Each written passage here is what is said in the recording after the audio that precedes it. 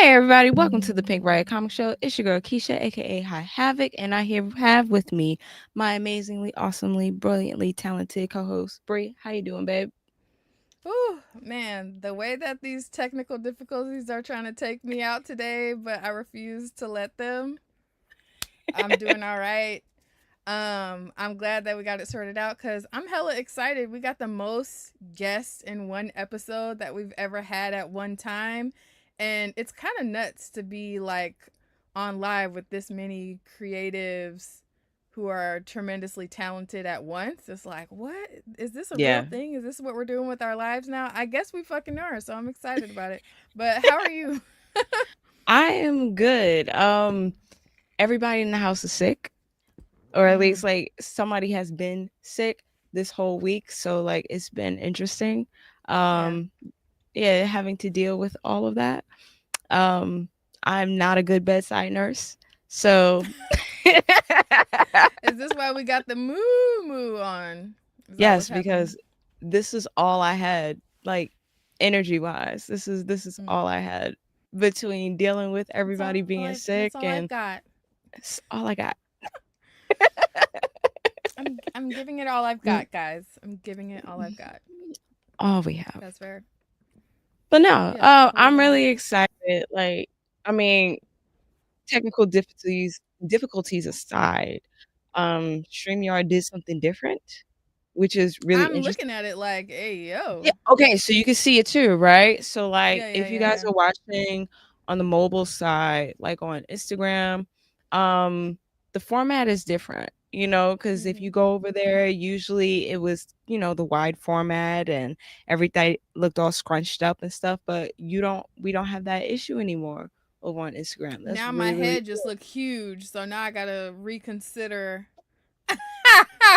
where I'm at centered in the frame and stuff, so that I'm not Right. like, what's up, y'all? You know what I'm saying? But we out here. I'm sorry. Looking hella If crazy. you Y'all are looked at getting. Instagram, that looked really crazy. Oh, I'm looking at it right now, so I was like, yeah, yeah, y'all get it. Y'all about to catch every centimeter of this forehead today, okay? For I'm real, for real. hiding But we out mine. here. It's all good. No, mine is Oh my. exposed. Bitch got a bun today and everything. Y'all gonna see all this forehead. Now But that you said it's it, that looks clean and it's moisturized, so that's all that that matters. part. Healthy hair. Jesus That's the Christ. only thing we care about. Yeah, yeah, yeah. It's not like, thank goodness I don't have like any acne or no shit, because that would have been terrible. Any hooser, what's up to all the Riot fam in the chat? Hey, Jana, you are never late. You're always right on time. Right. And yeah, yeah, we out here. We out here. What's up, Rachel? Oh, Thumb Archive. What up, Rachel, Thumb how you doing, Archive? babes? Yes, all of the folks. Period. All of the love. Hold on, Rachel says Rachel. boo for sickness, yay for moo moo. Period. Yeah, this is my My bad, moo the moo. moo moo. There's multiple O's. They understood the assignment. Hey, Raven.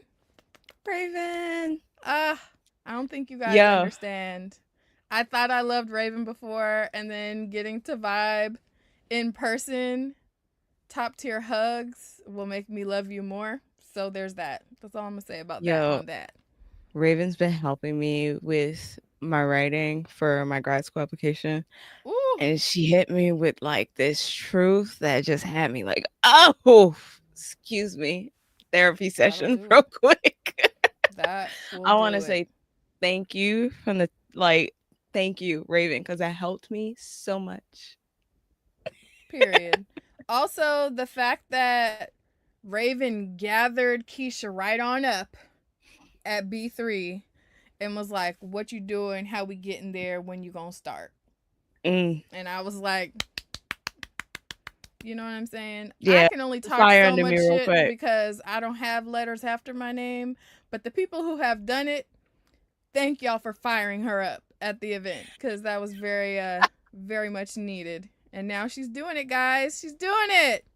So if you Oh ever man, feel so led, just send Keisha a funny GIF or a funny Your girl needs quote, books right now, okay? or some coffee or book money or something, you know what I'm saying? Just hit her up because she's doing the work.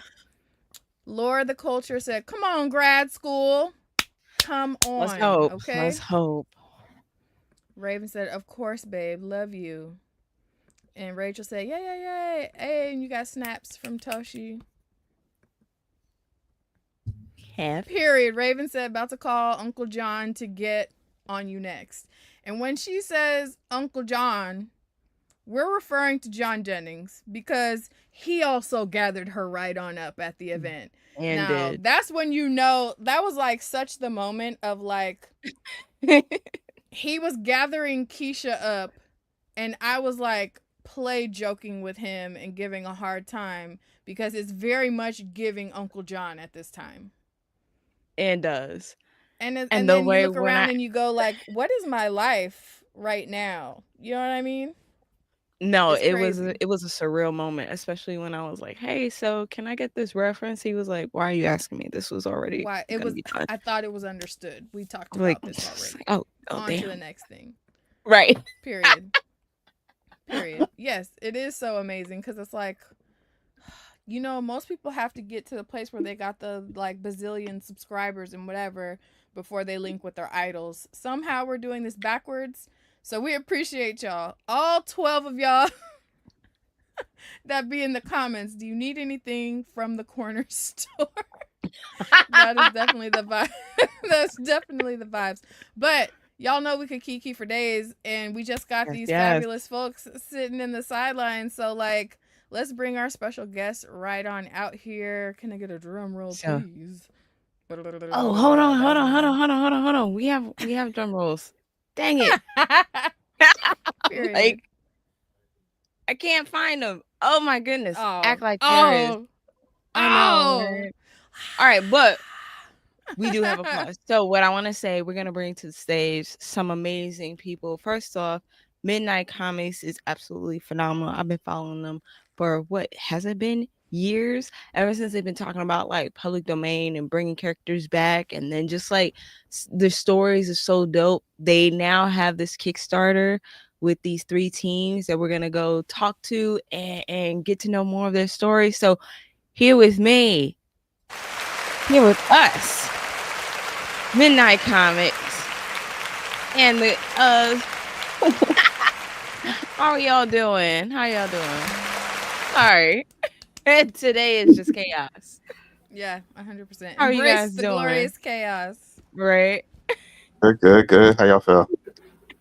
Man, the vibes are immaculate, even if the technical difficulties are not. Are whipping our tail today. It's all right. Yeah, it's all good. I'm gonna. You know what? And it makes me feel so much better because now y'all are big faced on IG with me. You know what I'm saying? Right. I'm not the only one. It's all good. Yes. Oh my gosh, you guys. How are y'all doing? Beautiful black creativity. Yeah. Period. So for everybody listening and watching, first we're gonna start with Lloyd and Natasha, who are the founders of Midnight Comics, and then you're gonna introduce everybody on the screen. You said. I'm sorry. Listen. That is hilarious. All right now. We're all in this together, okay? That's right. We're all in this together. I'm sorry. Okay, sorry. Go ahead. Go ahead, Lloyd. Okay. Yeah. So I'm Lloyd. I'm one half of Midnight Comics, of course. My other half, Natasha. We've been running this for about 5 years now, and really, we pride ourselves on saying that we're Atlanta's first and largest Black family-owned indie comic book and manga publisher. And, just last year, I want to say last year, we had the opportunity to bring on all these amazing interns here that you guys see before you. Plenty more with the other teams that are involved with this Kickstarter. And you guys, we've said this plenty of times to them behind the scenes. We just want to say you got a fantastic job and truly helped us out in so many ways. So definitely appreciate you guys and fantastic job. Beautiful. All right, so I was gonna say I will also say this team right here is all Group 3, the Kyrop Terra team. I'll speak briefly on the other ones when we get to that point, but right here, this is the dream team down here for. That's the name of the team, Comics and Craniums at this point. Wow. We out here. I'm sorry. You just got to embrace the chaos, man. Embrace the chaos. Okay, so yeah, you got to introduce them individually. I apologize. And no. Introduce them individually, and then we'd love to hear from each of you. What is your comic book origin story? What, briefly, because we got a lot of folks, but what got you into comics in the first place? And then I guess after you've done that, we'd love to hear like the name of your project specifically and give us like your pitch line for it. Ooh. I know that's a lot of instructions, but we out here and we deep today. So all right, so to introduce them really quick, so we've got Carol CC down there at the bottom left there. She has been our social media manager, and she is the co-writer of Chiroptera, as it says below. We got Mr. Will B. Watson, who is the writer, but also lead blog writer, which, let me take a step back. CC is also one of the blog writers on the team as well, but Will is the lead blog writer for us as well. So quite a few of those blogs, some of those most hype ones, if you would, he definitely led the charge there for that. And we got Mimi Stencils, aka Michaela, who has been our concept artist, character artist, and one of the artists on Chiroptera as well. Wow. There's several other members. Kusifer was the interior artist, and we also had Key Andre, who was one of the writers on the team as well. Nice. The squad is deep. Right? Was the comic origin thing a me question, or was that them as well? Oh yeah, we asked that of all of our guests, and the goal of it is to make sure that anybody watching the show knows that no matter where you're starting from, no matter how you're introduced to it, a fan is a fan, and you don't have to know like every issue of every comic and every lore to be a full-on comic nerd and appreciator of comics. So we want to hear from all of y'all. Yeah, so really quick, well, my biggest start was the Batman animated series. Although I was in love with that, my dad for some reason kept grabbing Marvel books for me. His personal favorite. So Captain America and Spider-Man were among my first comics. However, you know, growing up, DC was my true love because Batman the animated series was my favorite comic. You have class. There we go. Fast forward to the older years, you know, in regards to getting into storytelling and being in the comic books as a whole. Played Star Fox 64, absolute favorite video game. Loved the story. Metal Gear after that. I said, I'm going to go to school for video game art and design. That was the route I was going to go storytelling wise. I went to ITT Tech. If you know anything about that, the gaming portion of it didn't work out. But at the end of the day, me and a friend of mine, Kurt Reynolds, shout out to him, we wrote a story called The Pandemic. This is back in 06, 07, slightly 08. Again, trying to do the video game thing. Didn't quite work out. However, we turned it into a book and said, okay. And then lastly, again, trying to keep it brief here for everybody else, we didn't like the ending of Naruto. And so we kept doing what ifs, how we would have done it, and all this other stuff. And Tasha said, you know what? We keep talking about how to fix everybody else's stuff. Like, we don't have a bunch of stories of our own. Let's make our own comics. Let's actually make this thing happen. And fast forward, here we are. Period. I love that. Beautiful. On Black women. Right. There you go. Right. All right, so who else wants to tell us their origin story? I'll go first because I know the other two they can't go on first. So I will go first. Not actually with comics. I grew up as a manga girly, and my first manga was Pokemon Diamond and Pearl. I used to eat that up. I had up to volume 7, but getting older now that I'm into comics, Ironheart was my first book. That was my first series. Yes. Yes. I love that. The Eve Ewing run or the other guy? The shade, but the facts. Unfortunately, the other guy, because I first started, I read a little bit of Invincible Iron Man because I just had to know what Ruby was about, especially after watching Black Panther 2. And I've been hooked ever since. Speaking of which, y'all need to stream Ironheart on Disney Plus. We love Ironheart. Yes. Yeah. Yes. We're on our 5th rewatch in this house, so you know. Ooh. Sometimes love I to just hear let it. that thing stream in the background so that way, you know, we doing numbers regardless. But yes, I love that Ironheart was your intro because that's beautiful. All right, who else? Who got next? I'll take it. I'm Will. We'll be watching. I, like Lloyd said, the head blog writer for Midnight Comics. My comics origin, I don't know. When I was 6, I started drawing my own comics because back then I thought I could draw. But that wasn't really for me. That's why I'm a blog writer, not an artist, like the two lovely ladies beside me. So I'd say I was into comics. I was into storytelling. I love stuff that just, pushes the mind forward and ensnares your imagination. My favorite comic character is the Flash. That's why I'm always gang gang. Don't ask me about the movie, please. We don't do that here. Don't talk about Bruno. It's okay. Yeah, don't. Yeah. And I'm deep into Marvel's what is it, the Ultimate Universe right now, the new one, that they're ending because they hate money and nice things. But yeah, that's the good time right now.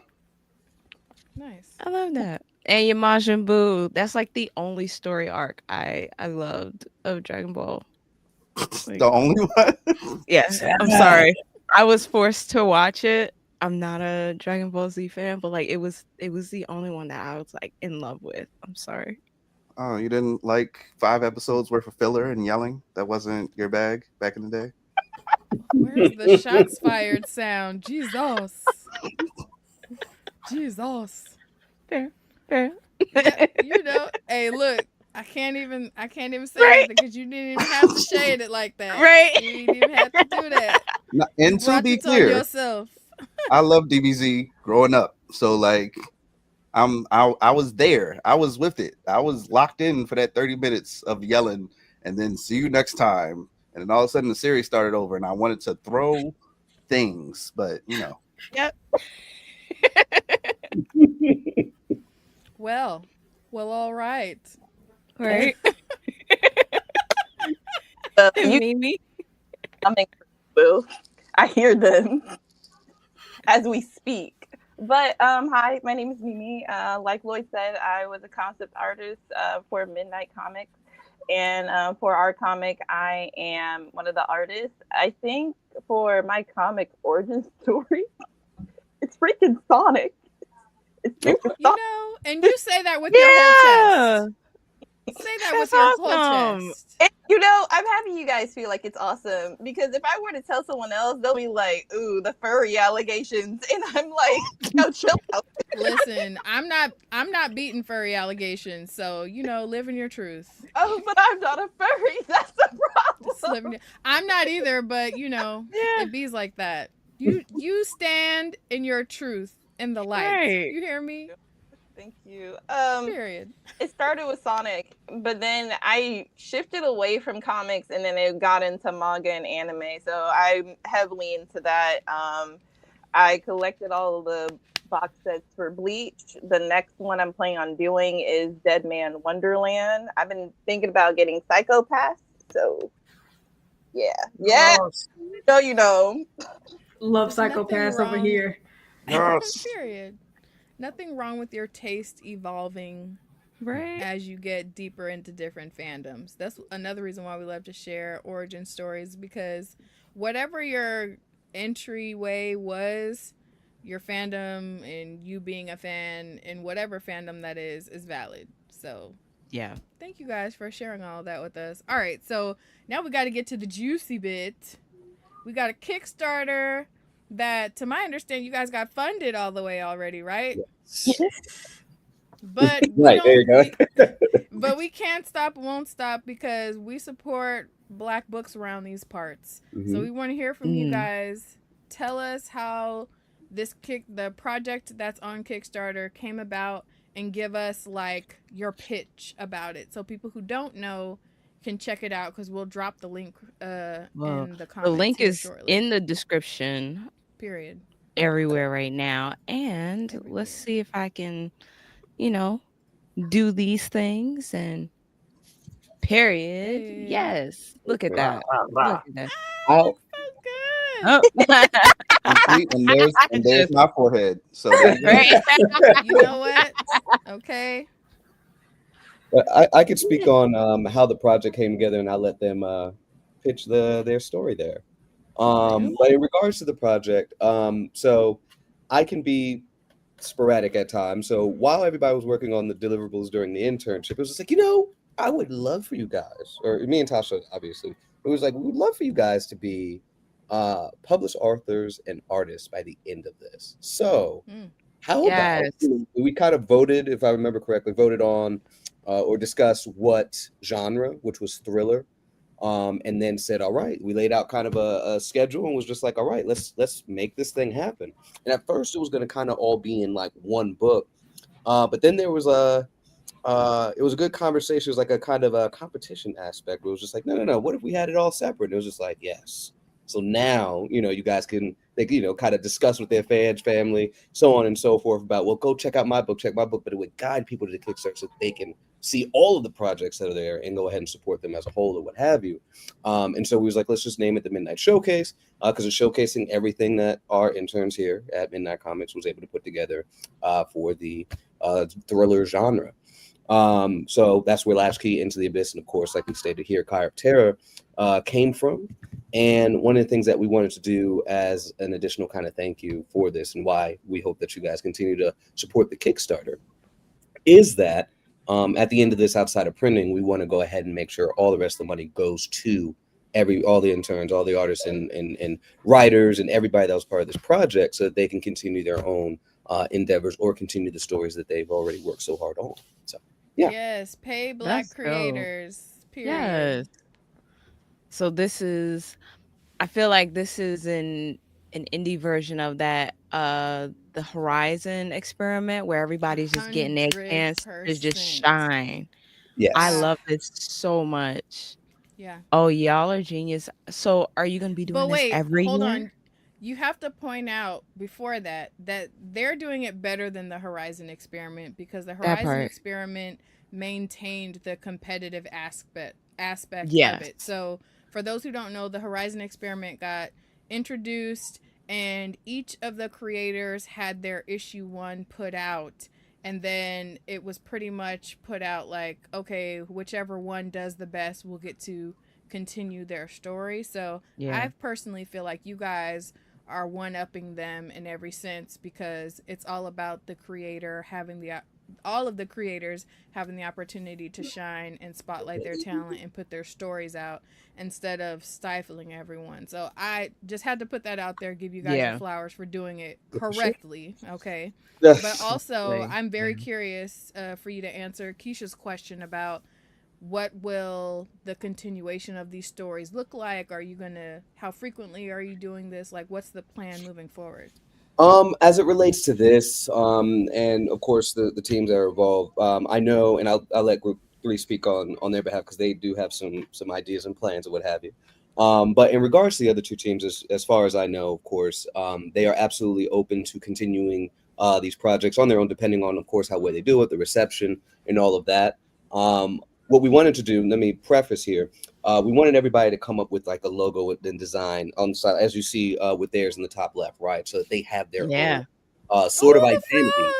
Right. Like everybody was going to have like their own identity, so that, again, whether anyone decided to continue with us or to do their own thing, that opportunity was there. And again, the point of all of it, right? Because everybody has their own passions and their own endeavors or what have you like that. The point of all of this is so that they can leverage, whatever, community that we have and fandom that we have or what have you, to jumpstart themselves so they can start to build their own communities, build their own fandoms or what have you. So again, if anybody wants to continue with us, that's fine. But ideally, right, because everybody has their own thing, their own voice that they want to share. So if they find, so be it that they want to do something on their own, we hope that this helps kind of jumpstart that process. So we've left it to everyone else, or to each of the groups, to decide what it is that they want to do moving forward. So it's up to them whether or not they want to continue or what have you. But again, I'll leave it to Group 3 to answer their version of that in a moment.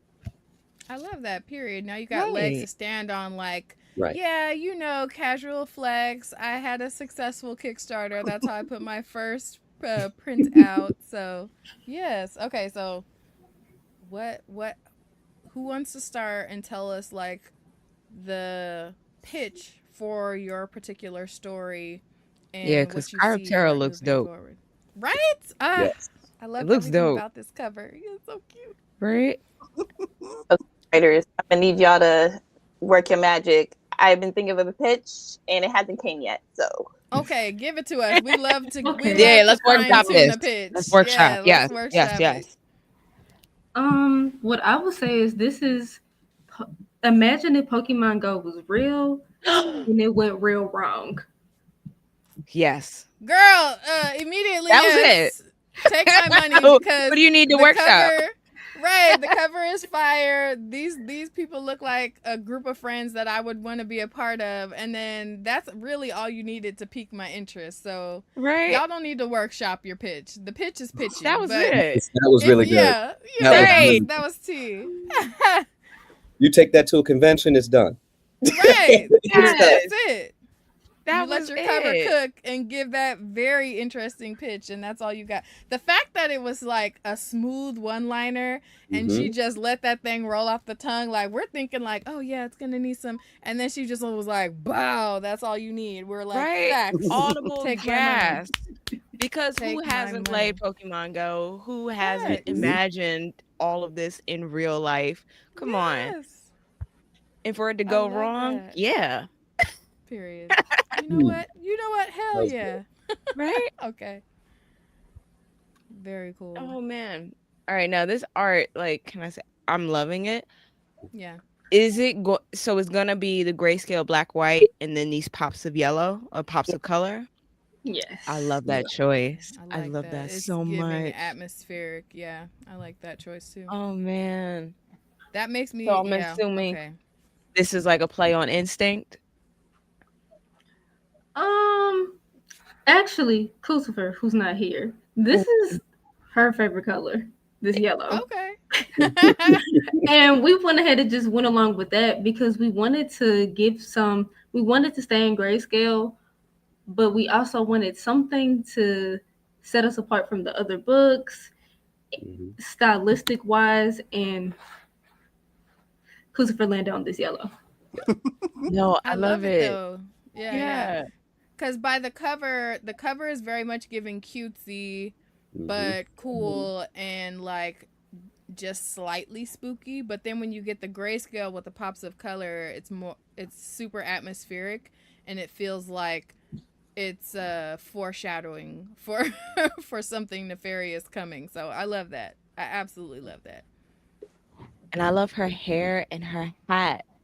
Yes, I need that hat in real life. So cute. Get somebody who knows about merch and get this hat in production ASAP. Yo, hat. I would love Everybody loves the hat. Everybody loves the hat. Wait, the hat's emotions are changing. Yes. Yep. Oh, stop it. No, okay, please give backstory. Like, what was the inspiration behind that? Because it looks pretty neutral, and now this hat looks sad. Like, what's going on? So okay, the cat. Actually, Michaela, you go. Okay, I was. Okay. So, hi, Crucifer, the artist that we mentioned who's not here. She actually came up with that idea as well. She thought it would be a cool concept to have the hat, and we joked around and we was gonna call it Kevin. We're not gonna get into that, but she thought it would be a cool concept to utilize the hat as an extension of our character are. So just in case it wasn't clear, when she's emoting, the hat kind of also foreshadows the emotions before she does as well. Yeah. I love this. And now I need the hat, and I need to be able to change the eyes on the hat. Like, the hat is the accessory, and the accessory has accessories. Y'all are playing, but like people in the chat are saying they want the hat. Like you could easily be like $50 for the hat, and people No, would be like, girl. pre-order immediately. Get it together, guys. Clearly have a moo hood like Not justice pajamas for on. Kevin. I will wear that hat. I fear we need the backstory on this name being Kevin. The first thing that comes to mind is the bird from Up. Remember? It's that the bird from Up was also a Kevin, so I'm wondering if there's a tie in there, or if it's something entirely different. Entirely very, very far away from that. Oh no! Oh, wow. The way you said it makes me feel like it's something that we probably shouldn't talk about in mixed company. Is this true? No. It's just not per going, se. All it's of just y'all not are going guilty. to make sense. And Okay. I don't think even we can more make so. it make sense for you. It's just gang. Like it's just an inside joke. Yes, very Okay, my inside. bad. Okay, my bad. Fair my enough. Bad, Fair enough. Okay, but this cool. looks so cool. Yeah, I'm immediately in. Very cool. Ooh, with the lettering and the Right? Yeah, that's T. That's T. And she looks Yeah, no, adorable. y'all ate that up. Okay, so how many pages do we get for this story? And are you guys doing like what is it called when you like reach the certain goal and you have extras? Why am I having a brain fart right now? The rewards. Stretch goals. Yes, thank goodness. I don't know why I couldn't think of that word. Go ahead. So on this Kickstarter, no stretch goals. However, Chiroptera does have a tier that comes with posters, pins, and stickers. Oh man, scroll to that. What are we doing? So it's That's on what we want to see. It should be on the tier. There. Oh goodness. It should be like package tier that shows that initial image. I should have sent you guys that image. I apologize. It's all good. Oh no, you Wait, so can we talk about how y'all's like creator photos are on the Kickstarter? I didn't see a miss. Not a single miss. Oh? Yeah, y'all did that. Oh, let's see. I think it's the bundle one. Yeah. Yes. So obviously it'll be the completed versions or what have you, but yeah. So they do have and that it comes with stick. Mm-hmm. That's all you have Excuse to me say. while I That's move some money over. Literally. Y'all stop. Wait, what is the amount at? We would love for everybody in the chat to like run and go cop that. Right now. So we could be like, yeah, we got some sales out over at Pink Riot. Huh? It is $25. Let's do that because the way it comes with the frog pin. Stop playing. That's all that's really all I needed to see. That's all I needed to see. Cause like I put pins everywhere. I have them on my shoes, my bag, everything. The way. Oh man, I'm getting this right now. Sorry. This little frog. Yeah. This little frog. Wait, the little character stickers. Right? Yeah. Okay. Oh, this is so cool. It's gotta happen. Okay, so let's working on this, man. Fantastic. I love it. Yeah. Okay. So like, so good. Tell us where like the inspiration for some of these characters came from, the inspiration for the story. Like, give us more reasons to be excited about getting it. We're already all in based off of the frog pin alone. People are losing their minds in the chat. But Rachel. Yes. But yeah, we want to know more about the story. Like, are any of these characters based off of you guys or people that you know, or what was the idea to like make the squad this age group? Like, give us a little something more. Well, oh. Ew. Are we just making sound effects now? You know what? I'll go piggyback off of you. Okay. Okay, we can do that. Okay. Stylistic wise, we pulled from inspirations like Until Dawn, Scott Pilgrim versus the World, the comic version, of course, Pokemon. Have y'all seen how these Pokemon trainers be dripped out? Yes. Yes. Yes. We spent a lot of time on Pinterest, especially me, in the early stages. And yeah, said, and I also did my research. Cover. Yes, stop playing with her. She did her research. And funny enough, The story itself takes place in Detroit. None of us have been to Detroit. Oh. So why choose Detroit if none of you have been there? We wanted somewhere that it would make sense for it to not only just be cold and this story to play out the way it was, because this story couldn't take place without some snow. We needed some snow to add on to that until dawn suspense. We all alone in the cold. We needed that type of feel. Okay. And Detroit City. And yeah, we thought that would be a really good place. Okay. That took a lot of workshopping too, though, to make this happen. Yeah, I was about to say, what kind of research did you have to do to like make sure that the settings stay true? And if someone from Detroit read it, they would be like, "All right, that's my city." We asked Will could answer this. Yeah, so none of us being to Detroit's not absolutely true because my wife is from there, so I've been. You got an insider, period. Yeah. I'm saying this with respect, so don't nobody come for me. But if you ever met someone from Detroit, they won't hesitate to tell you everything that's fantabulous and amazing about Detroit. So if we had any questions about Detroit, my wife was like, yes, no, delete it, cut, don't like it, that's beautiful, great. And it's very decisive, it's very quick. If you get clearance from a Detroiter, you're good. Like that's like what it is. And yes, I like that. I like that. All right, so y'all valid in the streets. I hear that. All right. All right, cool. So we have other stories that are also a part of the Kickstarter. Yes. Yes. So group one was Latchkey. Well, you're on Into the Abyss. I'll start with Into the Abyss. Oh. That one, that's Brandon Morgan, that's Josh Baldwin. Ronnie Creates from Radical Comics actually is one of the interns, but he also runs his own company, Radical Comics. He created All Stars, so shouts out to him there. There's Chad Singleton and Josiah. All of them were part of that project there, and essentially, it's a detective thriller, essentially, where our main protagonist, she's trying to figure out, who's doing all these killings, but they continue to stay one step ahead. And if you guys have read, there is, if I'm going to compare it to anything that it reminds me of concept-wise, have you guys read that Death Note? There's Death Note, the BB Murders. I think that was the title. Like it's a prequel to the show.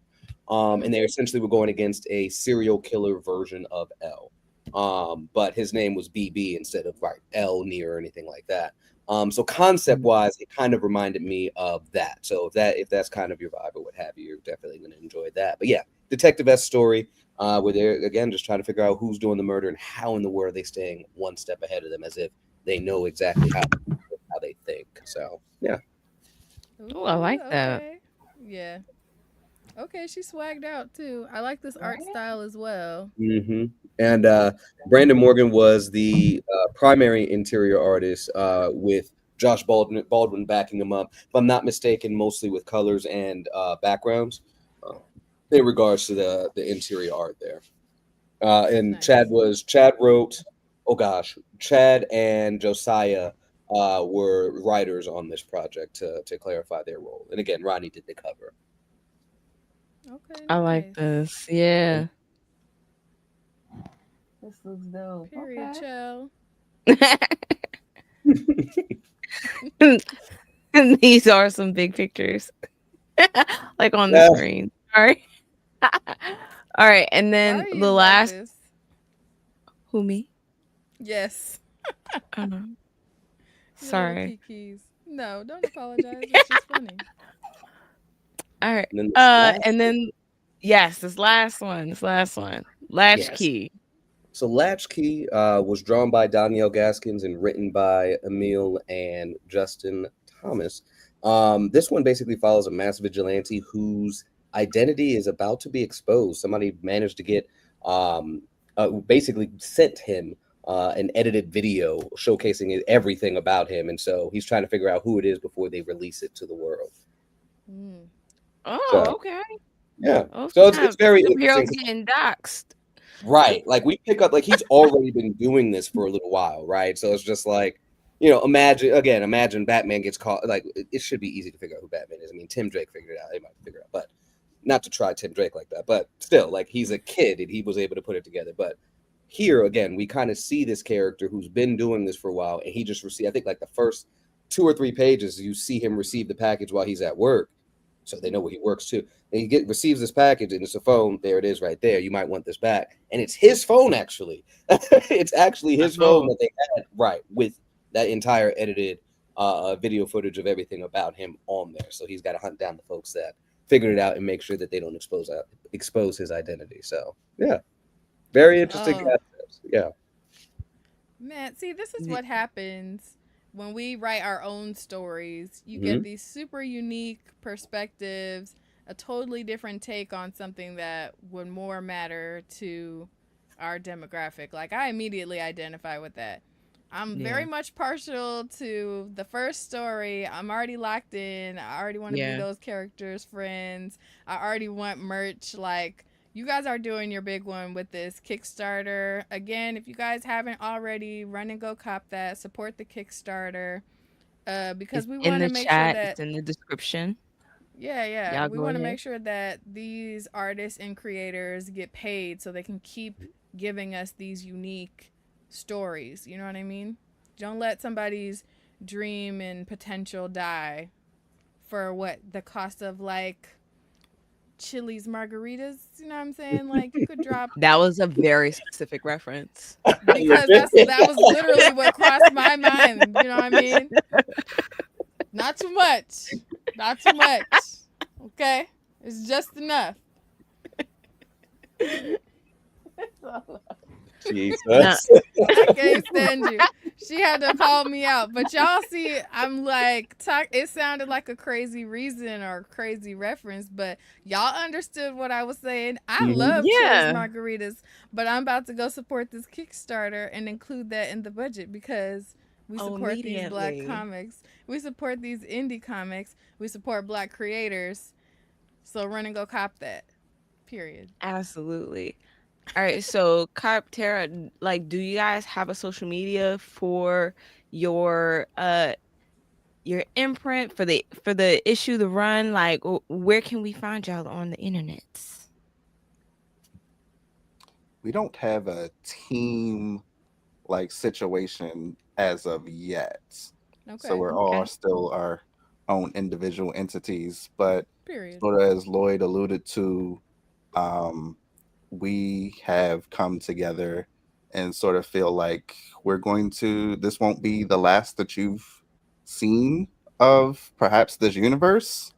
So we're looking forward to continuing together. So maybe, we should get on top of making a social and all that. Yes. Yes, please. I mean, there's nothing wrong with not having that individual story as that, but like as long as you guys are keeping those characters alive and the opportunity. Because I don't know, like I haven't even read this story and I'm already like, I know I'm gonna need some more. You know what I mean? Like that would be really cool. So like, give the people what they want, and y'all could start with this frog hat. But for real, frog hat. But actually. All of the things. But seriously. Okay, so we want to make sure that we're being respectful of y'all's time, but we also love to give all of our guests an opportunity to shameless plug. So let us know what you're doing, what you're working on, where people can find you, and outside of the Kickstarter, if there's anything that we should know about you and your craft and what you're doing. Now's the time to shameless plug with no shame. Just let it all hang out. Who wants to go first? Y'all can go ahead and start on that one. Yeah. I haven't, so I guess I'll start first. But you can find me on Instagram at Mimi Stencils that you see right there. I also have the Kickstarter in my bio, so click on the link in my bio. But that's pretty much it. Just find me on Instagram. Working on art. Yeah. Wait, do you do commissions and stuff like that too? Oh no, child. Y'all, never mind. Forget I said anything. Right? Forget I said anything. That came from the soul. Right? She meant that. Okay. Y'all, commissions get real sticky, and I get burnt out, and the back and forth between what do you want, do you like this, I don't have the patience yet. That's real. That's valid. Yeah. 100%. But you know what you already draw really well? The frog. Oh. Just saying. Yep, just throwing it out there.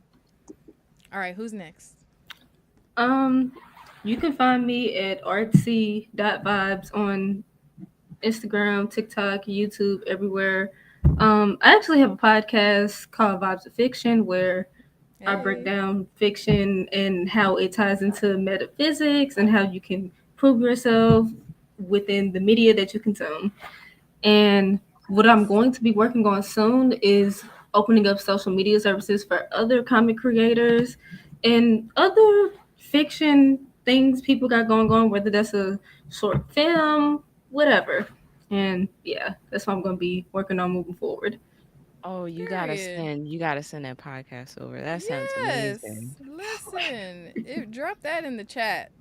Right? Good, I got y'all. ASAP. All right. Well, we'll be watching. I talk movies, comics, and TV shows when I can at Lord the Culture on all socials. I'm about frequency and fellowship through fandom. That's my thing. I'm also just a writer and editor and audio engineer. So if that sounds like anything that you need for an upcoming project, you can go to loretheculture.com and drop me a line and we can get something popping. I don't know, but Pink Riot needs a theme song, so if that's something that you do. Okay. Yeah. We need a theme song. We need an editor. I'm like, yeah, we're gonna hire both of y'all one time for the one. Like, say less, okay? Period. I'm Lloyd Jones, one half again of Midnight Comics. My wife Natasha Jones is the founder and spearheader of this entire thing here. You can Where find is she?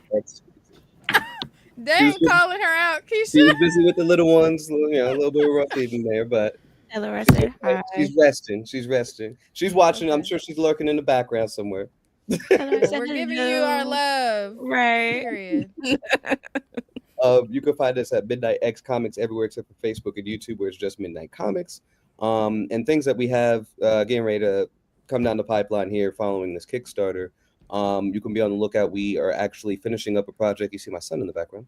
We're actually finishing up a project. Say hi, son. There you go. Hey, what's your immaculate fro? Your hair is beautiful.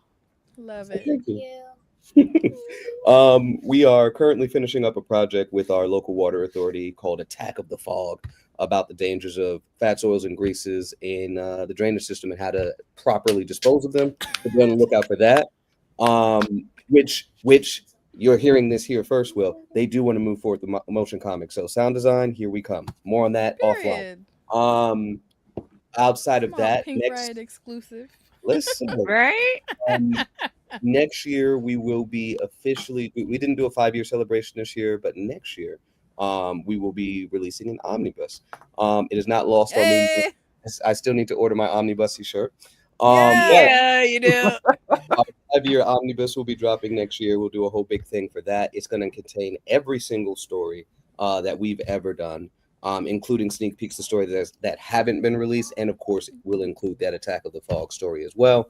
More on that later on down the line. And one thing that, last thing here, we'll be continuing working on our Indie Breakdown brand. That was a show that we broke down your favorite indie comic book characters' power, stats, and abilities and got them ready for an indie versus matchup. It has since evolved in really trying to highlight and continue to really spotlight other indie creators and their characters. And the icebreaker for me, anytime I went somewhere and played a video game, was like, I bet you can't beat me at Tekken, right? So we translated that to, I bet you can't beat my character. But through that, people were able to express why their character is so awesome, where the inspiration and stuff comes from. And so we're going to continue to enhance that and spread that so you guys can really get a feel and see who all is out there in the world of indie. So, yeah. Oh, that's dope. That sounds like I have a very small ask. Okay. I feel like you need to have myself and Hot Havoc in our omnibusy shirts in the omnibus. Say less. I don't know how we need to make that happen. I figure the worst you could do is tell me no, but that might be really cool or whatever. Never. Absolutely. Yeah. I ain't gonna say no to that. Yes. Let's talk offline. Let's make that happen. Let's make that happen. Now, the question is, do we do an animated version or like a drawn version, or do you want like an actual picture of y'all in it? That's the question. I would love the animated version. Yeah. Period. Okay. I would love that. Period. Say less. For those who don't know, you know, one of our most popular merch items is a t-shirt that says "Bust that omnibusy wide open," and that's because we love to promote literacy. I love seeing people guess on, like, when y'all come and hear that for the first time. You're like, what the hell? Everybody's face goes, wait, what? And then you go, oh, and it's like, yeah, you like that, don't you? Yeah, you do. Yeah, you do. We love big books and we cannot lie. So bust that omnibusy wide open. You know what I'm saying? Read a book. I thought you. I know. I have no chill, but that's all right because people love the shirt. It sparks joy. So, it does. It sparks joy. That's right, Rachel. We proud book sniffers around here. Lord have mercy. I'm gonna be honest. That's not what I initially read, but yeah.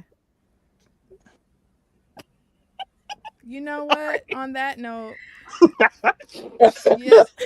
yes, we need that crisp page smell.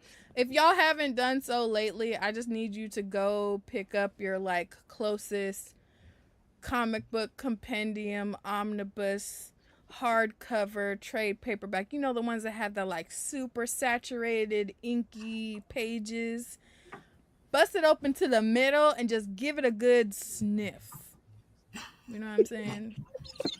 And if it doesn't give you like a boost of endorphin, I don't know what. Yes. Let's fucking go. Try it out. Sam Wilson, Captain America, you know. Yes. Bust is on the bus. Bust it. Hey. I absolutely cannot. Oh my god. Yes. I can't. Yes. Period. Now I'm not the only one who has done that on the internet. I support this. I support this. Jesus. I know, guys. I know. But you love it. You love it. We're promoting literacy around here. There you go. all for the sake of literacy. All for the sake of literacy. Let the babies read. We need to put that on the back of the shirt now. Let the babies promoting read. literacy. Promoting literacy at a Comic-Con near you. Okay. Thank you guys.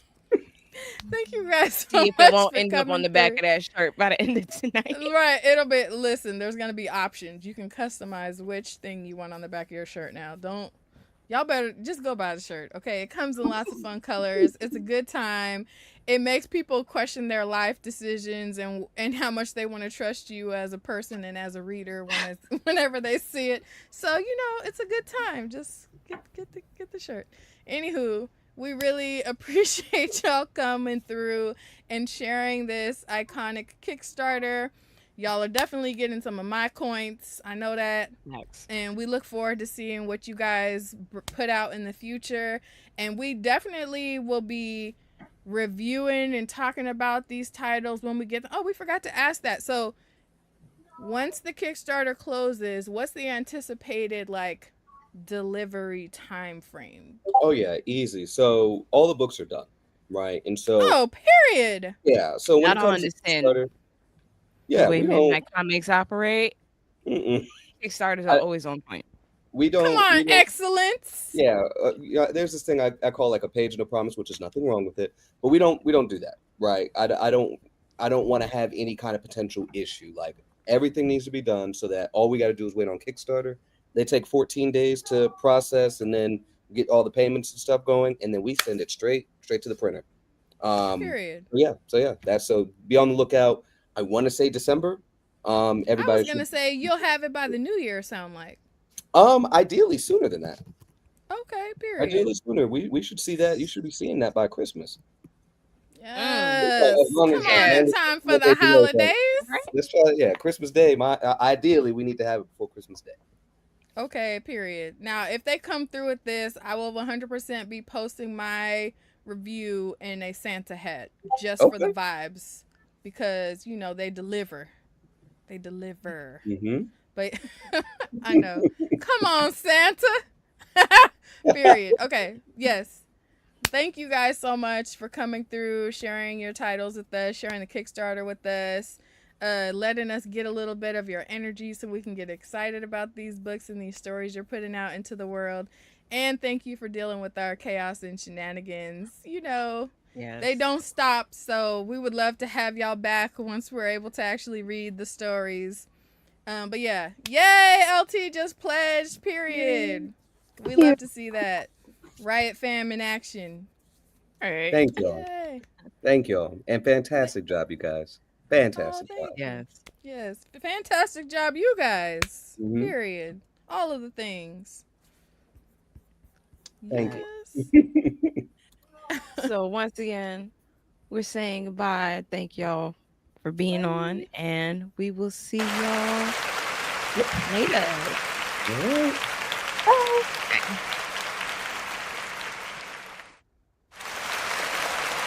Bye. Did I get it? Yes, I did. Yeah, oh my you did. Goodness. All right. Yes. Wait, they're so cool. I love them down. Right? And I'm so excited for this story. Like, what are we talking about? That character looks so good. Right? It looks so good. I feel like you're not supposed to pick favorites that early, but it's a clear favorite already, and I haven't even got the books yet. You know what I'm saying? Yeah. And I'm serious about that hat. I hope they listen to me for real about this hat.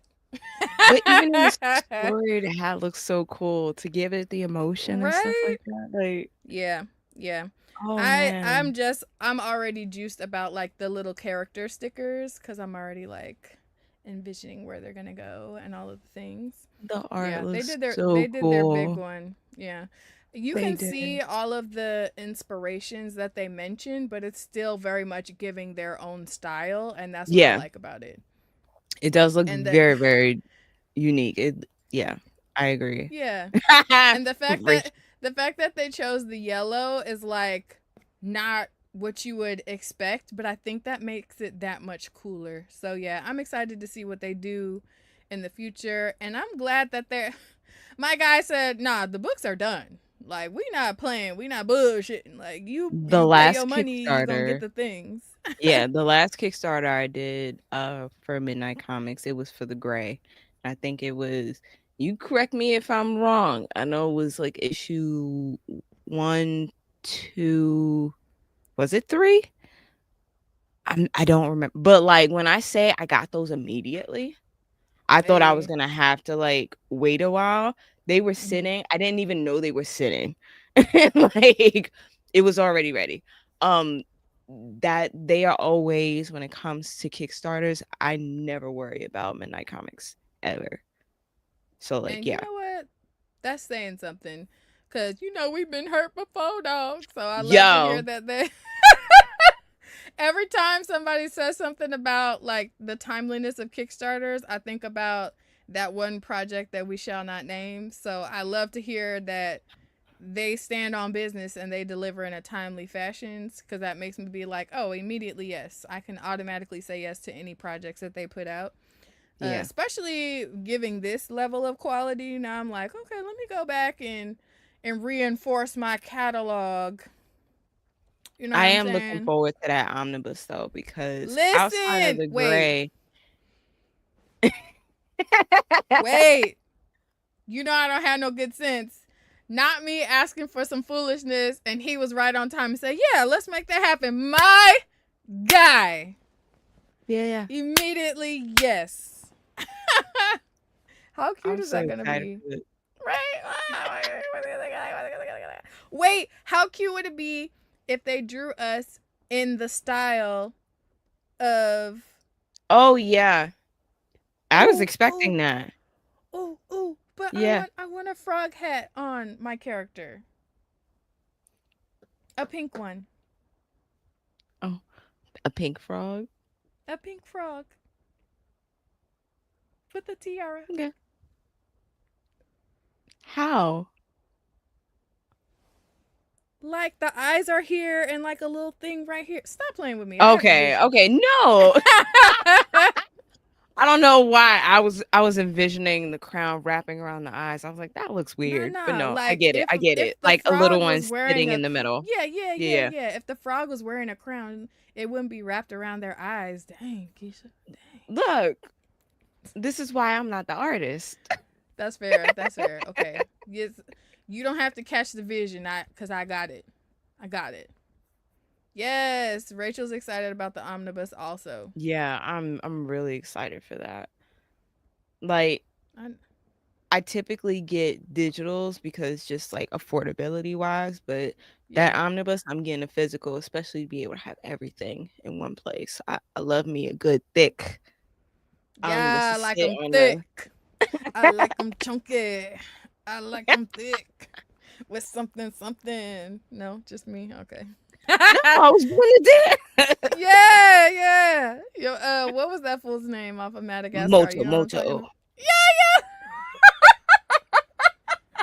Name someone, she got saved twice.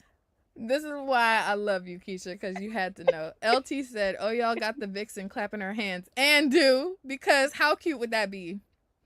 How cute would that be? It would.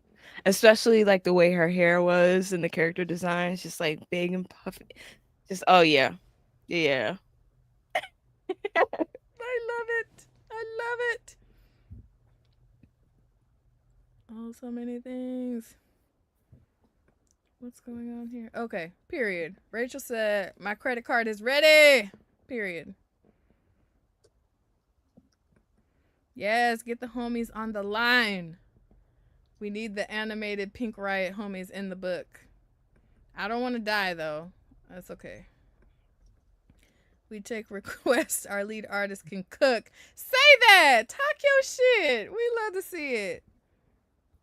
Yeah! Love some Midnight Comics over here. Omnibus is going to be an exclusive situation, too, for the 5 years, so it's going to be a collector's item as well. And that's all you had to say, because that makes it bougie, and now I need it to live. Yeah. I'm just excited to see, because in omnibuses, like just that logo, which is big as hell, that you can read from like across the room. Yes, that's gonna be so cool. I love it. That's right. So buy 2. Yeah. Okay, LT said, nah, let's go back to that theme song, though. Seriously, I seen somebody, it was going by too fast, but somebody said Vixen gonna be rapping on the beat. Don't tempt me with a good time, because we had already talked about we wanted the theme song to be like some rock, fun, good time, chaotic good time. But how funny would it be if it was like us freestyling poorly for like the last 2 seconds? You know what I mean? Like, I don't know. Right. And you would crush it with a serious face, and then the end of it would just be us laughing or something. I don't know. Or we can be like those 2 old guys from the UK. I forget where they're from. They on that song with T-Pain. Kevin, unofficial frog hat name, might be in the works. Who knows? Take my money. And all I'm saying is, if you're gonna go that far, you might as well make some like an exclusive pink one, because then it's like the Pink Riot Kevin, and then I could put a little tiara on it. It's in my head now. It's not going away. I'm sorry. Yes, LT said Havoc on the vocals, Vixen the MC. Wait, can you sing? Who, me? Yeah. I'm an extra small singer. Extra small is crazy, because what do you mean? I can hold a note. I can hold okay, if it has a teacup handle. I don't know. We might have to switch it around. You might have to be the one rapping a little bit. Yes, don't tease us. We for real want this hat. And I'm so serious about like it having like a genuinely happy expression on the eyes, but then you could buy extra eyes to switch it out or to add on top, so that way one could be like giving a side eye, one could be doing like the angry eyes, one could be looking up like it's rolling its eyes. That's so cute. I love it. I need it. I'll take one that's just side-eyeing everybody. That one would be dope. That is so cute. Not us already being like huge fans, and this story hasn't even come out yet. Or we're talking about merch that doesn't exist yet. Yeah. So you're gonna make this, and it's gonna be out hopefully. soon. Yeah, hopefully. We're putting it out into the universe. You know, our Delulu has gotten us further, so I'm not gonna knock it. That part. I'm not gonna knock it. Immediately, yes. So yeah, if you guys haven't already, please run and go cop that.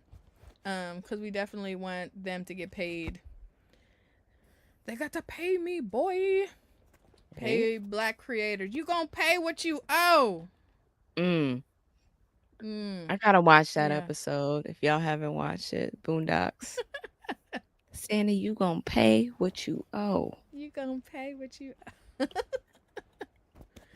Yes. Oh my gosh. It is almost time for Kwanzaa. Harambe. Harambe.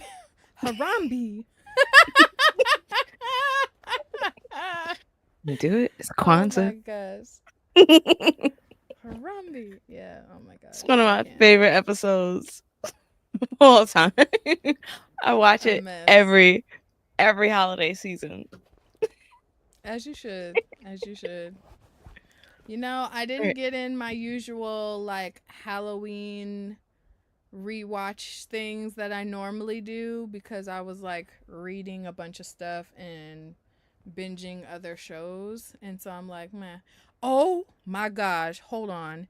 There is this show that I binged in one night the other day, and it's called It's All Her Fault.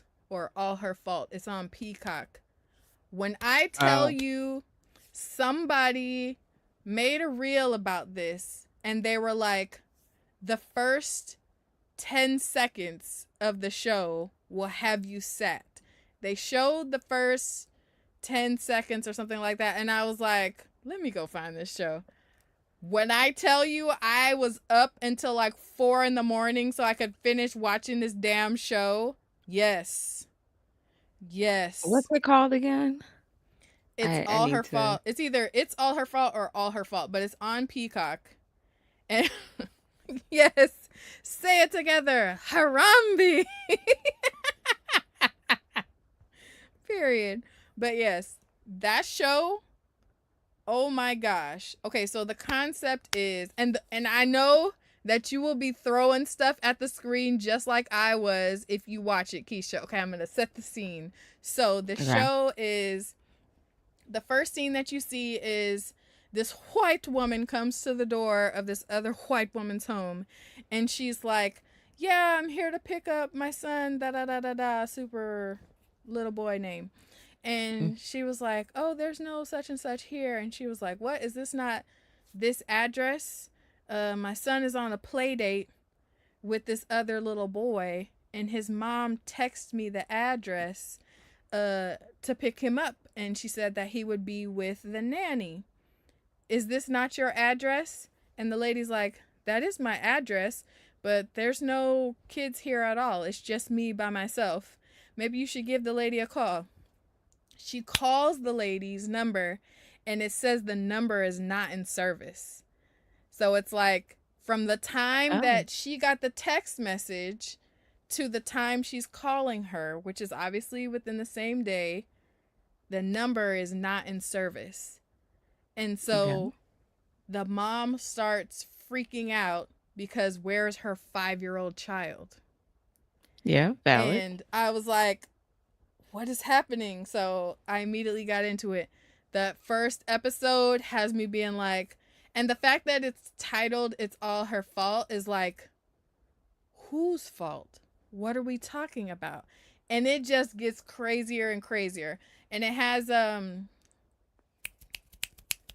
what was the terrible boyfriend from Issa Rae's show?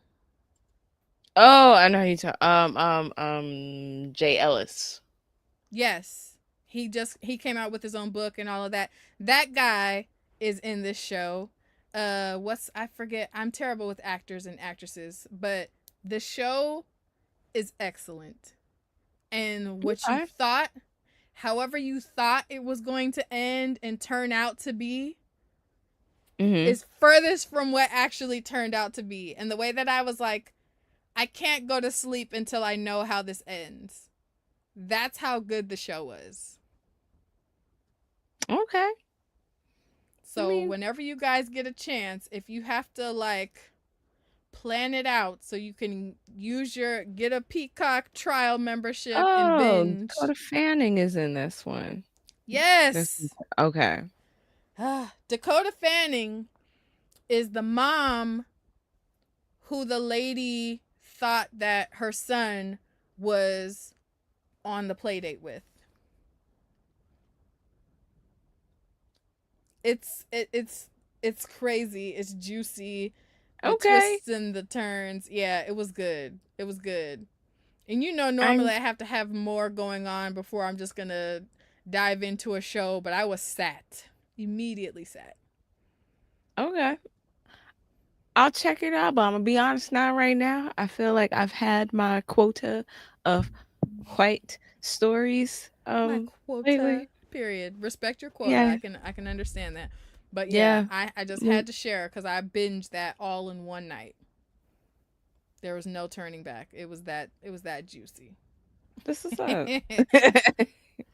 LT got jokes. Picture it, Sicily, 1945.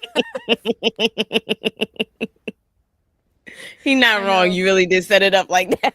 Listen, but that's what it felt. I felt like I had to lay it out for y'all so y'all could appreciate it the way that I did because it was that good. And see, LT is correct because this show would not have happened had 100%. Had it been 100%. First of all, I'm not leaving you. I'm not leaving my child with not a single person. But that's why I'm saying I know you would be throwing stuff at your screen the same way that I was. Yeah. Okay, for those listening, LT said, first of all, if I had kids, they not going to be on no play date with nobody's mama. Okay, so I didn't explain that well. Not. The mama has a son in the same age group.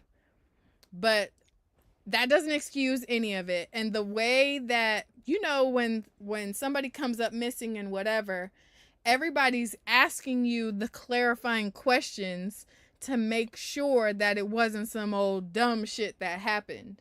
And my girl, the mom whose son was missing, was looking hella crazy. Like hella crazy. Yeah.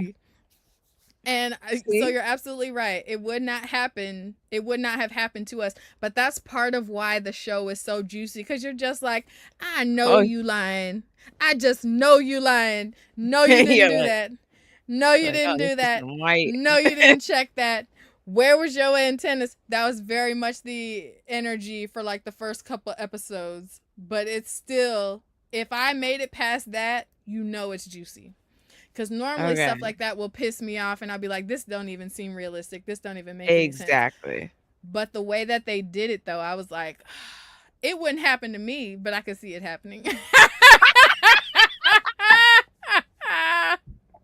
Not my black ass, but I mean. Right, exactly.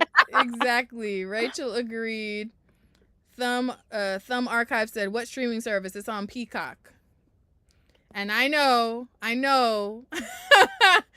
I'd say it's been like 50-50 about whether stuff has been good or a flop on Peacock, but this is not one of the flops. Okay. Toshi says, not gonna lie, there's some people out here, especially when it's them, not us, LOL. And that's exactly correct. Because there's certain stuff that we don't do, okay? At all. And that's why I was throwing things at my screen for those first couple episodes. And when people were asking her the clarifying questions and she just had this like cringe look and couldn't say anything, I was like, and that's why you out here looking stupid and can't find your baby. That was You know what? For that, I can see it. Like every now and then, you gotta, dip your toes into some white people shit and be like, yeah. Man, and the way Just that put your house coat on and be like, very, very, very much like, not in my house, not in my house, not in my ethnic household. Like, oh my goodness. Thumbs Archive says, say less, let me get my free trial and watch it at work. Period. Report back. LT said they not like us and ain't. Tashi said, lady tried to leave her kids with us at the beach once. No, ma'am. No. Not on duty. Okay, the not way on duty. If you guys have seen Blackish, the elevator scene, the way that would be. Oh, okay. So, Andre Johnson, he's the father. Said not ethnic household. Exactly. Like no, but like in Wait, Rachel said the house coat. Yes, I'm not even wearing one. I had to clutch it. Like, what is going on here? You let your baby be with somebody else, but not on Blackish, right? Andre Johnson, he's the father. He's at work. Something happened at work. I don't remember, but the elevator opens, and it's this little white girl, 2-3 years old. She's crying in the elevator by herself. Sitting in the elevator. Did see that. Yep. Backs away. Elevator closes. This all gets caught on security cameras, and his coworkers are looking at him like, "Really?" It's like, no, safety. Yeah. And that's why they literally tell their kids, if you get lost or feel scared or afraid, find a black woman. That's literally what they tell them. Yeah. Because I wouldn't have backed up, but I would have definitely checked and been like, why don't you come out of the elevator and let's take you to some customer service people. Okay? Because I'm not... Can you imagine what was going through his mind? I'm not getting on no elevator with no little crying white child. I'm not doing that. No. I'm just not doing that. It's not. That's I need to be on camera. Right. I need witnesses because this ain't it. This ain't it. But yeah, there was too many moments. And then in the show, those good old, WPS moments, they like compound on each other as the show progresses, and you're just going, wait, what? Like, and they do a really good job of like giving you just a sliver of it right when the episode is ending. You're like, God damn it, I gotta watch the next episode. I shit you not, I binged the whole thing in one sitting. See, I've had my fill. I'm sorry, Malik made me watch what's that movie? It's a god-awful movie too. Colossal. Yes, with Anne Hathaway. Oh, you look so disgusted. And I was. Oh, and I was. It was terrible. It was I think I was yelling at the TV the entire time, screaming, "This is some white people shit." like this is some white people shit. So like, if you haven't seen Colossal, it's about this white woman. She ends up breaking up with her boyfriend who's been like paying for everything. She ends up moving back home, and she finds out randomly that she is the cause of this kaiju that shows up in South Korea. And it only happens in the morning at 8:07. And she, so she like randomly figures this sounds really cool though. It does, right? The first 45 minutes of it was actually pretty cool. I was like, this premise is pretty dope. Right. Until you find out that the guy who is helping her at her house, like at the house that she's at now, like is this friend from her childhood, and he's been like obsessing over her kind of, and he goes from being super chill to like doing this 180 and being a complete jerk.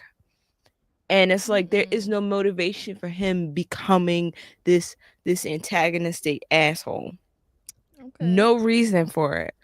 And so they took what could have been a great, and he ends up being like, she's this kaiju that shows up, right? And it's all over the news. Everybody is seeing it.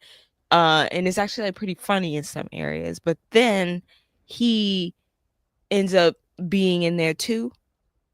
And instead of him being a kaiju, he's a robot. And this all goes back to something that happened to them as kids. And that's why they show up like this. When I say it got really dumb really fast, and I'm sitting there going, wow, this is some white people shit.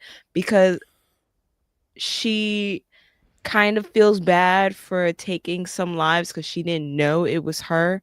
So she kind of feels bad for taking lives of like Korean folks because it's happening in South Korea. But then like he ends up using it as leverage to like harm her. And so like they're just like playing willy-nilly with these South Koreans. Like I was just, wow. Yeah. Like it's some white people shit. Yeah. Just so irritated with the whole they truly, you're absolutely right, Elsie. They fumbled because the premise was really dope. So I've had my quota filled on WPS. Okay. Well, I won't pressure you to do anything you don't want to do, my dear. Whenever you maybe we can look at sometime next year, you could check it out. And see, you know that it's an annual quota. I appreciate that. The fact that we've never discussed this quota and I'm just already knowing like, oh, she's done for the year. Yeah, we're done. We're not doing nothing else till January, maybe. Yeah.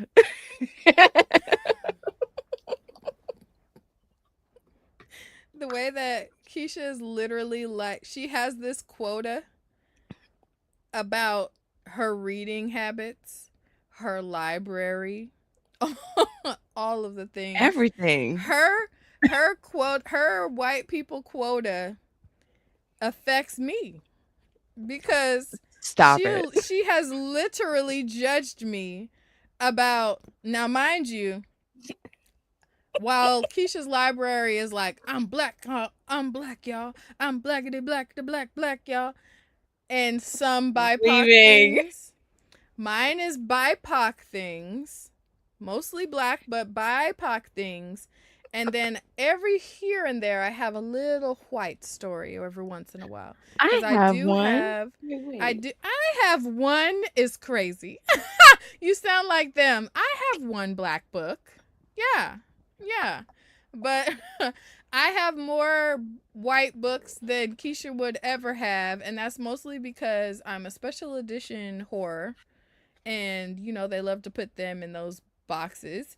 And I just got to a place now where I'll be like, I can skip it. It's fine. You know what I mean? Whereas before, my FOMO wouldn't let me. I just was like, it's a special edition. I need it. The rainbow is incomplete without that one particular book. But now I'm doing better about it. You're right. But I did say Keisha something about literally read me for filth. Like, why do you even have those on your shelf? I'm like, you're not reading them anyway. You do what you will with your library. Okay. I was like, no, but I was like, you're not reading. I will with mine. No, I was like, you're not reading them anywhere. This is facts. My reading ratio, I'm to the point now where I do have a white people shit reading quota. And I have I'm due for a re-up, but I usually allow myself one solid white man series. Because some of them be knowing what they doing. So like the other year it was what's his name who did the Red Rising series. Thoroughly enjoyed that. And then I read what was that other one? Wise Man's Fear and I can't remember the name of the first one because The Wise Man's Fear was my favorite one. It's the second one. But so I'll allow myself, one or two of those stories. But in my mind, I'm like, there's so many authors of colors books that I could be reading instead.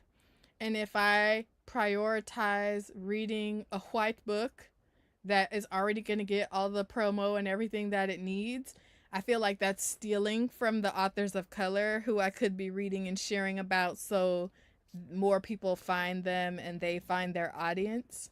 So yeah, you weren't wrong about it. Just the way that you said it kind of hurt my feelings a little bit. And I was like, okay. My bad. I hear you. I'm like, I hear you, my good sis. I hear you. I will do better with my life moving forward. Damn, my bad. No, sometimes you gotta know. That's how you know you're a good friend, when you can like tell somebody the truth and they just be like, "You right, you right. I'm gonna get it together." So like, I've already picked my White Man series for this upcoming year because it's a tie between what was that series? I got a special edition of it, but everyone was losing their minds about this series. It's an older series, and it has like 5 or 6 books in the series. So I'm like, dang it, that's going to be my quota. Because normally I try to do like 2 trilogies or something. But I really want to read The Will of the Many. So I think, and the second one of that just came out. So I think that that's going to do it for my white man quota. You know what I mean? Yes, that's right, Rachel. Name of the Wind was the other one that I did before that. So yeah. See, these are all titles to me. I have no idea what any of them are. To be fair, none of them have been a miss. And it was a very lengthy vetting process before I decided to read them. I had to have like multiple people who I know personally tell me they were good before I read them. And I'm sure that's wonderful. I'm sorry. Y'all see how she does me? Y'all see how she does? No, I do have some that I read. Like the Napalm, I think for me, they either have to be queer or they're talking about like some I'm sorry, I just read with Rachel. Not the condescension. The condescension. 100%. 100%. It's not even remotely veiled. She's like not trying to hold back at all. She wants you to feel away. She wants you to feel away. She's literally looking at you like, ugh, bitch, do better. That's definitely the energy. And she's laughing like that because she knows I'm telling the truth. My bad. I don't mean for it to come across. Yes, you do. Brutal. Don't lie. Do not lie. But no, I have some that I read. But like I said, they either have to be like super anti-fascist. And I typically only do it in comics. Like I said, Napalm Lullaby is so good. Yeah. Like, really loved it. Yeah, it definitely happens more in comics than in regular books for me too. Yeah, a lot more. I don't know. I like, because one time I did, or I do, like one time at band camp. One time at band camp. No, there was what was it? Girl with All the Gifts. Like that's the one that I always Yeah, super dope. I love that one. And the fact that they changed her race to Black in the movie, like made it even more amazing. To be honest, with or without it, that change, the book is solid. However, I feel like that author, because I was like, oh, let me read his other stuff because Girl with All the Gifts was really good. Boy in the Bridge was really dope. I thought that was a decent depiction of an autistic kid. Like that one was really good. But then you could tell that after the excitement of the movie and the changes that were made to Melanie's race, like he went into all his other books and he's like, yeah, I'm just going to start making Yeah. books with BIPOC main characters. And it just turned me off. It's like, nobody asked you for this. Why would you do that? Why would Yeah. you do that? Show your work. Yeah. That makes sense. You know, I literally just was having a similar, like, ooh, I don't know how I feel about this. There is, actually, I don't even know if I should say that. It's fine. You guys know. You guys know my heart. There is a particular artist. I just won't name the names. There's a particular artist who I've been following for like a couple of years. Absolutely adore her artwork. The reason why I immediately fell in love with her artwork is because it was based around this black woman fairy character, right? It's beautifully done. The color palette is very like enchanting and fun and cutesy. And she's in this relationship with this other black fairy dude. And their little banter back and forth is just adorable. And then she even has some where it's like the reel is them animated and it's like a cute little connecting moment with them. And I'm like, oh, that's so cute. I love it. Everybody in the comments like, you should make a story. You should make a graphic novel. Da da da da da. She finally wrote the story to go with these characters. It literally just released this week. The novel released this week. And you can get it in hardcover and whatever. The cover is darling.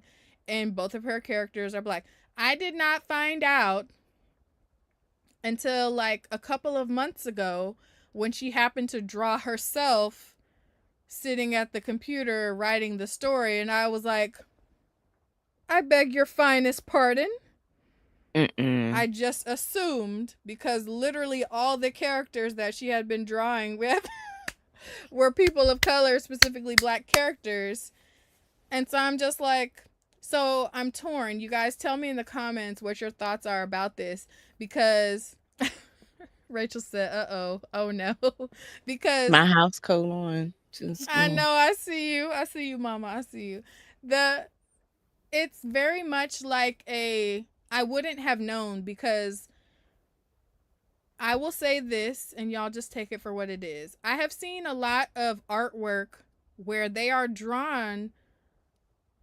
not drawn like us, but they are colored in like us. And then even then it's giving ashy. So her attention to detail and the way that it was done led me to believe that someone of a more melanated hue had drawn these characters. So when I see her afterwards, I'm just like, I felt so conflicted, because I'm like, I've loved these characters for a couple years now and just assumed, which is my fault, so don't get character fish, guys, do your research. But I just assumed, and then finding out afterwards, I was like, how do I feel about this? I don't like the characters any less. I don't feel like she has disrespected me or black people in general. She's done a good job. But on that same token, it's like, and if that's what she felt led to write about, and she's doing a good job about it, it's like, is it, you know what I mean? Like, yeah, I think it goes back to when we were at San Diego and we were sitting in that panel where, for those who don't know, there was this panel about diversity in publishing and stuff like that. And somebody walked up and asked a question about being a person of a global minority, being white, and writing, these main characters who are not white. They are black, other folks of color. And so we got really concerned when some of the people on the panel were like, yeah, you can do this, and this is how you do it. And it just, like, if we lived in a different society, one way to do that. Yeah. Right. If we lived in a different society where, we have eradicated, the way people have been subjugated, if we've we dismantled all of the oppressive systems that Black and brown people have faced, especially in media, especially in publishing, like just like the drama that's happening on book threads right now, and they're talking about how Black readers don't read and stuff, and it's like, no, it's because we navigate publishing differently.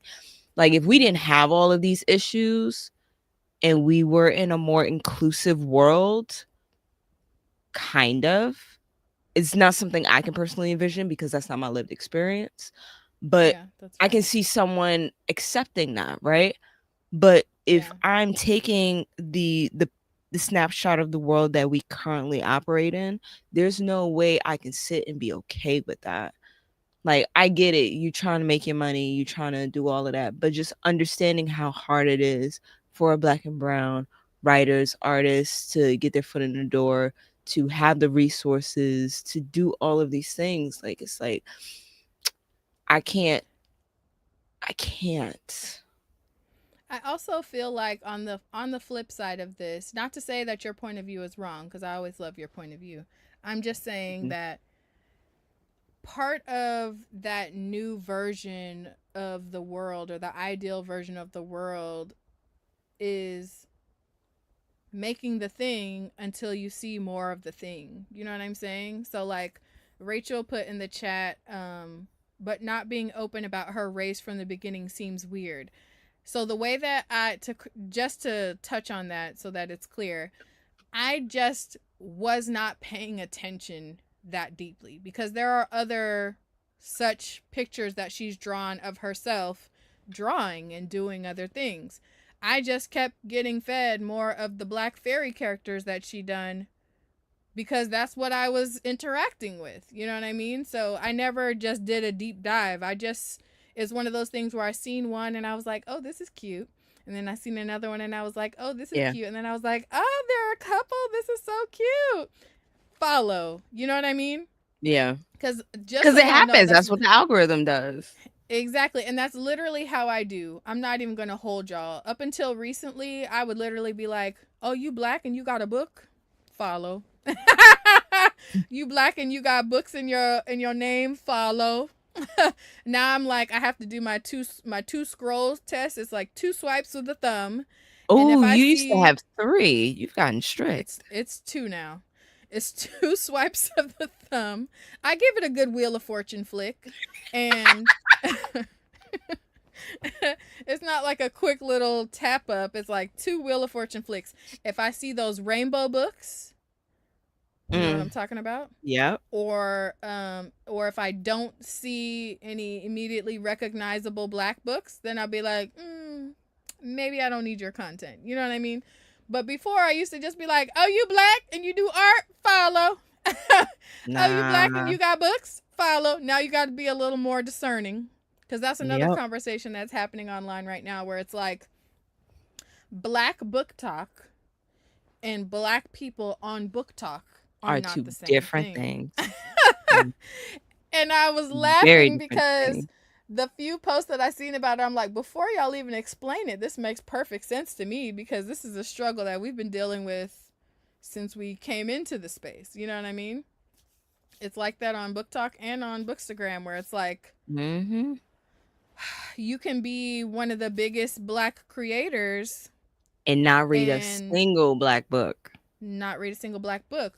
Or be one of those people that's like, I literally seen a video earlier today, and I was like, oh, her hair is cute, and she's talking about her list of BIPOC books. So I was ready to follow her, because I have like, first of all, Instagram is really dumb because it literally caps how many people you can follow at a time. And I've reached the cap, because I used to just follow people back. And so now when I come across new pages I want to follow, it won't allow me to follow. So I save them to this follow folder.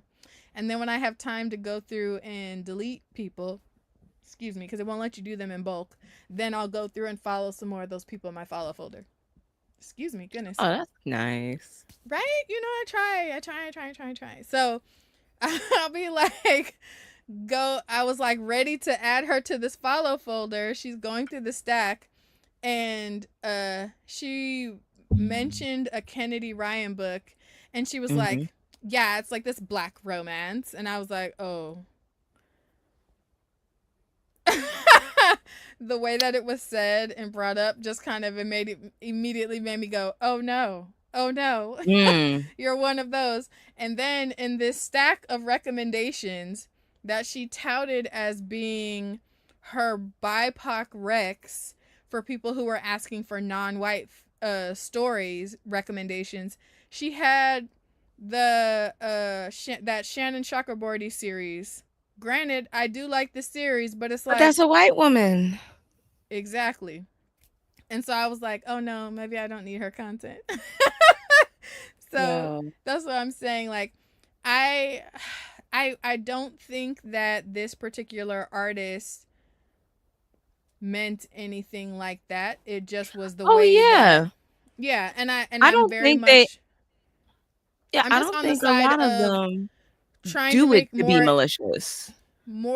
I think her approach is more of trying to be like, make more inclusive things so it's more recognized and socially acceptable and whatever. Like, you know what I mean? I don't think there was intended harm.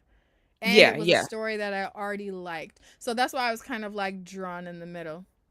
No, I get that. Like, because I think, I'm not going to say all, I think some folks who do it, like, it's not to be malicious. It's not to be harmful. It's not to intentionally,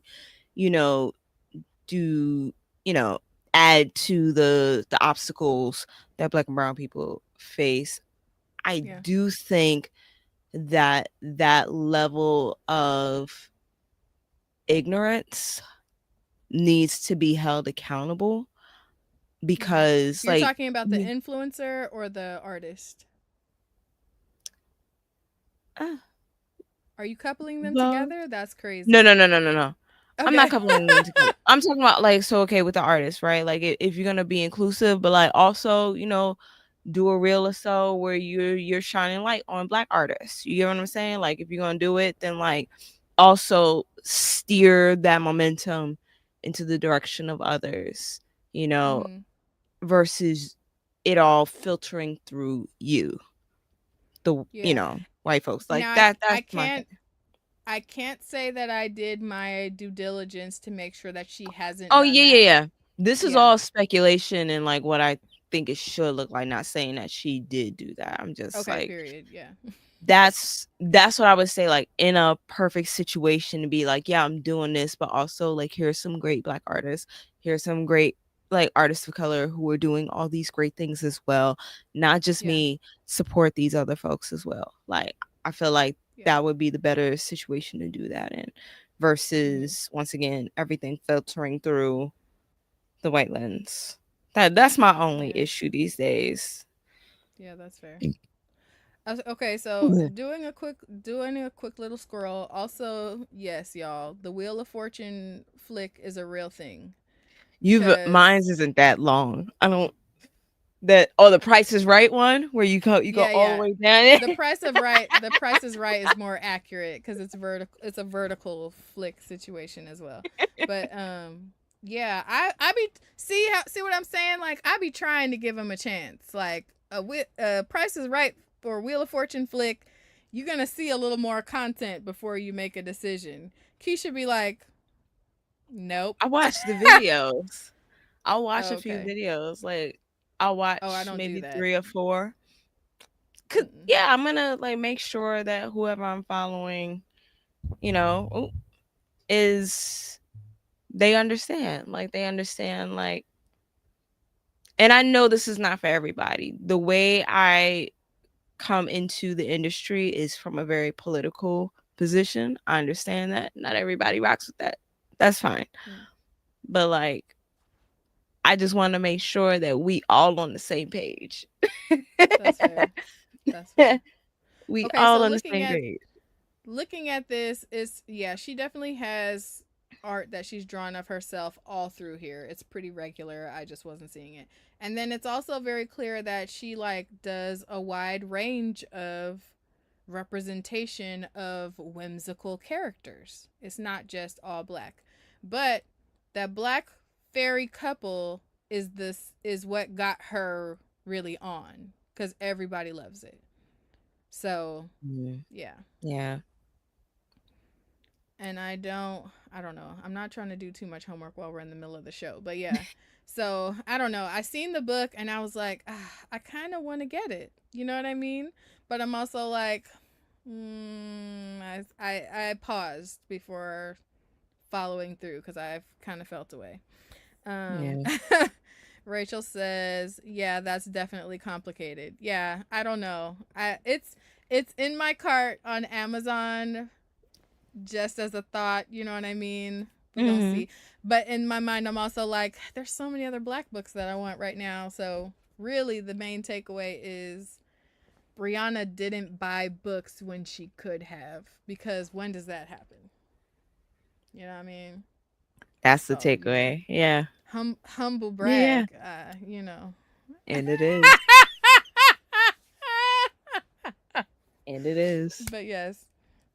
Dang it. We are definitely way over the time what we were supposed to do. And we were right on time to do better. Yeah. And just started the Kiki. But, you know. We didn't even talk about the comics we were going to talk about. And I read them all, too.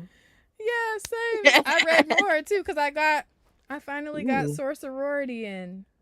Oh, nice. Right. I remember you talking about that one. Yes. Okay, how is it? Like, scale of... I haven't started this one because I was trying to make sure that I was caught up on the other things. Because, y'all, we were supposed to talk about Roots of Madness, Night Eaters. I wanted to be caught up on Temporal. And what was the other one? Ancestral Recall, because I was ready to do my first 3 and then C for that. Yeah. So, and you guys, we quietly just kikied our way through and forgot to talk about the fact that we've been YouTube official for a year. So we got lots of things to catch up on our next episode. But yeah, we had a great time today. I'm so glad that we got to kick it with our special guests. If you haven't already, go support the Kickstarter, back the Kickstarter. Yes. Yeah. If you want to know the artist I was referring to so you can see their cutesy art, you got to DM me because I'm not promoting nothing for free. But I will share it with you if you ask me. So if you enjoyed this episode and you want to see more things like this, you know, you can scroll up or scroll down and check out another episode. You know, watch it all the way through or just let it play in the background, whatever suits you, because those streams help us either way. Tell a friend to check out an episode, because the more people we reach, the more followers we get, the more fun stuff we can do, the more we can push our mission forward to, you know, making these stories accessible to everyone, regardless of where you are in your comic book or reading journey.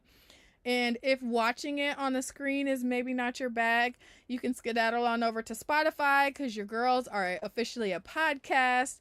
We would love any time and attention you could pay us over there, because that's still kind of new and we need as many reviews and stream hours as possible. That's something else we would absolutely adore if you played in the background somewhere. Super appreciate that.